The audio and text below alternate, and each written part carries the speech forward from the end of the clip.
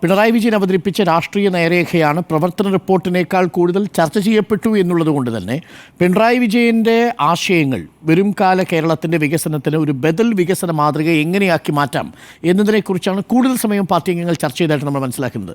തീർച്ചയായിട്ടും പ്രവർത്തന റിപ്പോർട്ടുണ്ടായി, പക്ഷേ മുഖ്യമന്ത്രിയെക്കുറിച്ചോ സർക്കാരിനെക്കുറിച്ചോ നമ്മൾ പ്രതീക്ഷിച്ചതുപോലെയുള്ള നിശ്ചിത വിമർശനങ്ങളൊന്നും പാർട്ടിയുടെ സമ്മേളനത്തിൽ ഉണ്ടായിട്ടുമില്ല. പിണറായി വഴിയിലോ പിണറായി വഴിയിൽ തന്നെയാണ് പാർട്ടി. പിണറായി വഴിയിലേക്ക് പാർട്ടി വന്നിട്ട് കുറച്ചു കാലമായി. 2005 മലപ്പുറം സമ്മേളനത്തിന് ശേഷം പിണറായി വിജയൻ പാർട്ടിയിൽ കൂടുതൽ ശക്തനായിട്ടുണ്ട്. അന്ന് VS മുഖ്യമന്ത്രിയായിരുന്ന സമയത്തും പിണറായി വിജയനാണ് പാർട്ടി. എന്നാൽ പിന്നീട് മുഖ്യമന്ത്രിയാകുമ്പോഴും പിണറായി തന്നെയാണ് പാർട്ടി. അപ്പോൾ ആ രൂപത്തിലാണ് അത് മുന്നോട്ട് പോയിട്ടുള്ളത്. പിന്നെ ആ സമയത്ത് VS മുഖ്യമന്ത്രിയായിരുന്നൊരു വ്യത്യാസം മാത്രമേ ഉണ്ടായിരുന്നുള്ളൂ. ഈ വികസന രേഖ ഈ തവണ മാത്രമല്ലല്ലോ, കഴിഞ്ഞ തവണയും മറ്റൊരു വികസന രേഖയുണ്ട്, നയരേഖയുണ്ടായിരുന്നു. അപ്പോൾ പാർട്ടി സംഘടനാ റിപ്പോർട്ടിനപ്പുറം നയരേഖ പ്രധാനപ്പെട്ട ചർച്ചയാക്കുന്ന ഒരു രീതി കൊണ്ടുവന്നതും പിണറായി വിജയനാണ്. പിണറായി വിജയൻ മുഖ്യമന്ത്രിയായ ശേഷമാണ്. അപ്പോൾ സാധാരണഗതിയിൽ ഈ ബ്രാഞ്ച് തലം മുതൽ ഈ ചർച്ചകളൊക്കെ നടക്കുന്ന സമയത്തൊക്കെ പാർട്ടിയുമായി ബന്ധപ്പെട്ട വിമർശനങ്ങൾ, അതിൻ്റെ അടിസ്ഥാനത്തിലാണല്ലോ ഈ സംഘടനാ റിപ്പോർട്ട് വരുന്നത്. ആ രൂപത്തിലാണ് അത് ചർച്ചയാവുക. പക്ഷേ സംഘടനാ റിപ്പോർട്ട് എന്നതിലപ്പുറം സർക്കാരിൻ്റെ മുന്നോട്ടുള്ള പദ്ധതി, നയരേഖ എന്ന് പറയുമ്പോൾ അടുത്ത സർക്കാരിലേക്ക് തന്നെ ആലോചിച്ചുകൊണ്ടുള്ളതാണ്. ഇനി ഭാവിയിൽ നമ്മൾ എന്തൊക്കെ ചെയ്യേണ്ടതുണ്ട് എന്നുള്ളതിൻ്റെ ഒരു ബ്ലൂ പ്രിൻ്റാണ് യഥാർത്ഥത്തിൽ ഈ സമ്മേളനത്തിലും ചർച്ച ചെയ്തത്. കഴിഞ്ഞ സമ്മേളനത്തിലും അതാണ്. അതിന് തുടർച്ചയായിട്ട് വേണം ഈ സമ്മേളനത്തിലെ ചർച്ചയെ കാണാൻ. ഇന്നിപ്പോൾ ഏറ്റവും ഒടുവിൽ ഇപ്പോൾ സമ്മേളനത്തിന് മറുപടി പറഞ്ഞുകൊണ്ടുള്ള മുഖ്യമന്ത്രിയുടെ പ്രസംഗത്തിലും കേന്ദ്ര സർക്കാരിനെ നിശിതമായി വിമർശിക്കുന്നു. നമ്മൾക്ക് കിട്ടേണ്ട തുക നൽകാത്തതിനെക്കുറിച്ച്, വിഹിതം നൽകാത്തതിനെക്കുറിച്ച് വളരെ വിശദമായി പറയുന്നു.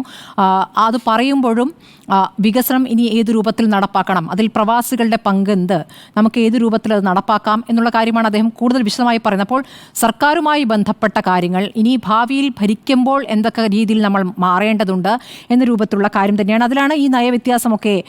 നയരേഖ എന്ന് പറയുമ്പോൾ കമ്മ്യൂണിസ്റ്റ് പ്രത്യയശാസ്ത്രത്തിൽ നിന്നും വ്യത്യസ്തമായി ഇപ്പോഴുള്ള സാഹചര്യത്തിൽ നമ്മൾക്ക് എങ്ങനെ പ്രവർത്തിക്കാനാകും, പ്രായോഗികമായി എങ്ങനെ പാർട്ടിക്ക് മുന്നോട്ട് പോകാനാകും എന്നതിലാണ് ചർച്ച നടക്കുന്നതാണ്. അവിടെയാണ് ഈ PPP മോഡൽ അടക്കമുള്ള ചർച്ച, മുൻപ് എതിർത്തിരുന്ന കാര്യങ്ങളൊക്കെ പിന്നീട് അംഗീകരിക്കുന്ന രൂപത്തിലേക്ക് വരുന്ന ഒരു ചർച്ചയുണ്ടാകുന്നത്. സമ്മേളനത്തിലും പാർട്ടി ചോദിച്ച കാര്യമാണ്. ഇപ്പോൾ വികസനവുമായി ബന്ധപ്പെട്ട് ഫീസ് വാങ്ങിക്കുന്ന കാര്യത്തിൽ അത് ചെയ്തുകൂടാ എന്നൊരു നിലപാട് നേരത്തെ CPM എടുത്തിട്ടുള്ളതാണ്.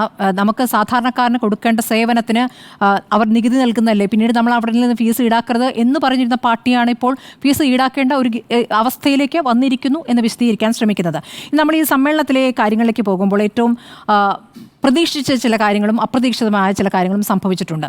ഇപ്പോൾ നമ്മൾ സംസ്ഥാന കമ്മിറ്റിയും സെക്രട്ടേറിയറ്റും ഒക്കെ പരിശോധിക്കുമ്പോൾ വനിതകളുടെ കാര്യത്തിലൊന്നും വലിയൊരു മാറ്റമൊന്നും ഉണ്ടായിട്ടില്ല. വനിതകളുടെ സംഖ്യയുടെ കാര്യത്തിൽ, അംഗബലത്തിൻ്റെ കാര്യത്തിൽ വലിയ മാറ്റം ഉണ്ടായിട്ടില്ല എന്നുള്ളതൊരു നിരാശപ്പെടുത്തുന്ന കാര്യമാണ്. പക്ഷേ യുവാക്കൾ വരുന്നു, 2ാം നിര എന്ന രൂപത്തിലേക്ക് യുവാക്കൾ വരുമ്പോൾ ആ യുവാക്കൾ അടുത്ത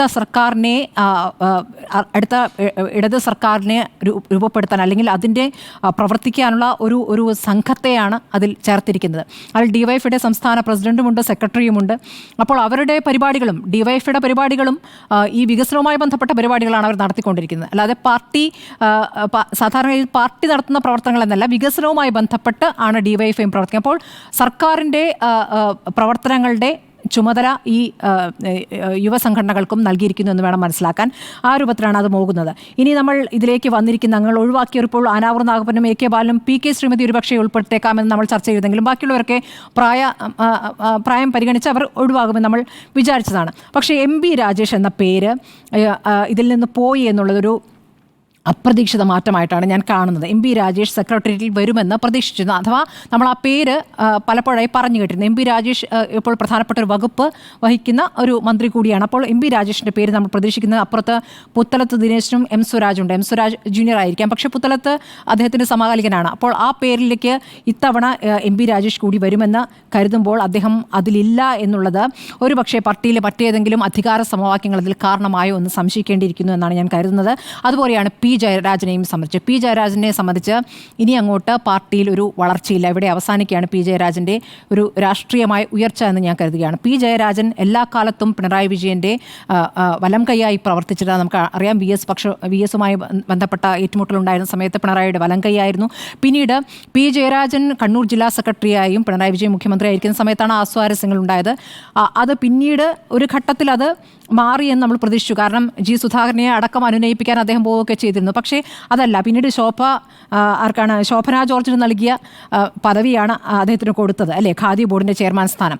അപ്പോൾ ഇദ്ദേഹത്തെ പി ജയരാജനെ ഇപ്പോൾ സെക്രട്ടേറിയറ്റിലേക്ക് എടുത്തിട്ടില്ല എന്നുള്ളത് പി ജയരാജന് ഇവിടെ അവസാനിക്കുകയാണ് അദ്ദേഹത്തിൻ്റെ രാഷ്ട്രീയ വളർച്ച എന്ന് ഞാൻ കരുതാം. അല്ലെങ്കിൽ അടുത്തൊരു ഘട്ടം ഇനി അതിലില്ല.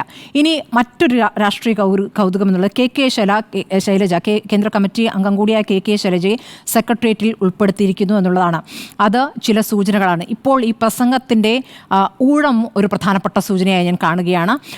ആദ്യം സംസാരിക്കുന്നത് എം.വി. ഗോവിന്ദൻ, അതിനുശേഷം പ്രകാശ് കാരാട്ട് സംസാരിക്കുന്നു, പിണറായി വിജയൻ സംസാരിക്കുന്നു, പിന്നെ അവിടെ ഇരിക്കുന്ന പൊളിറ്റ് ബ്യൂറോ അംഗങ്ങളായ എം.എ. ബേബി, വിജയരാഘവൻ, ഇവർക്ക് മുൻപ് തന്നെ കെ ശൈലജയെ പ്രസംഗിക്കാൻ ക്ഷണിക്കുകയാണ്. കെ ശൈലജ ഇനിയും മൂന്നാം ഊഴം ഉണ്ടാകുമെന്നും മൂന്നാം ഇടത് സർക്കാർ ഉണ്ടാകുമെന്നുമാണ് പറഞ്ഞിട്ടുള്ളത്. അത് ഈ പ്രസംഗത്തിലെ ഊഴം ഒരു സൂചനയാണ്, അവരെ സെക്രട്ടേറിയറ്റിലേക്ക് എടുത്തതും ഒരു സൂചനയാണ്. ഒരുപക്ഷെ പിണറായി വിജയൻ ഇപ്പോൾ 80 വയസ്സിലേക്ക് എത്തുകയാണ്. അടുത്ത തെരഞ്ഞെടുപ്പിൽ അദ്ദേഹം മത്സരിക്കുന്നില്ല എങ്കിൽ ഒരുപക്ഷെ കെ ശൈലജയെ ഉയർത്തിക്കൊണ്ടാകുമോ ഇനി അടുത്ത തെരഞ്ഞെടുപ്പിനെ നേരിടുക എന്നതിൻ്റെ ഒരു സൂചനയായിട്ട് ഞാൻ അതിനെ കാണുകയാണ്. ഒരുപക്ഷെ അങ്ങനെ സംഭവിച്ചേക്കാമെന്നുള്ളതാണ്. അതൊരു നല്ല നിരീക്ഷണമാണ്.